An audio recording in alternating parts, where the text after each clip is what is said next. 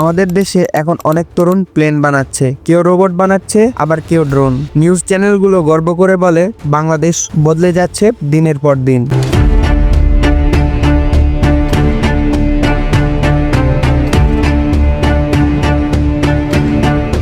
কিন্তু একটু থেমে প্রশ্ন করি, আমরা কি সত্যি নতুন কিছু বানাচ্ছি নাকি পুরনো জিনিস নতুন বলে তুলে ধরছি? ভিডিওটিতে একটি লাইক এবং চ্যানেলটিকে সাবস্ক্রাইব করে পাশে থাকুন।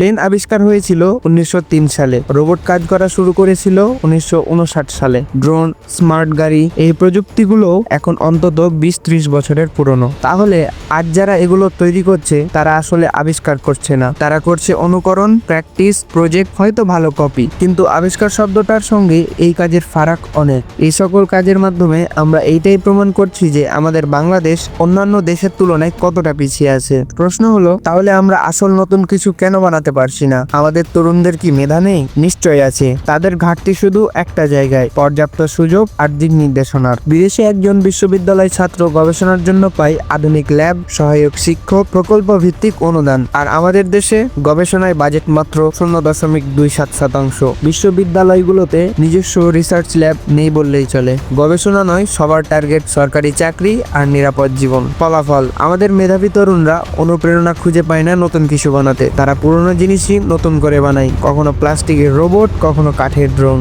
আসলে সমস্যাটা একটাই, আমরা আমাদের সমস্যাকে চিহ্নিত করতে পারছি না। আমরা আবিষ্কারের মতো বড় শব্দটা ব্যবহার করছি, কিন্তু তৈরি করছি অনুকরণ। আবিষ্কার তখনই হবে যখন আমরা নিজের সমস্যা নিজে দেখব, নিজের ভাষায় চিন্তা করব আর নতুন সমাধান তৈরি করব।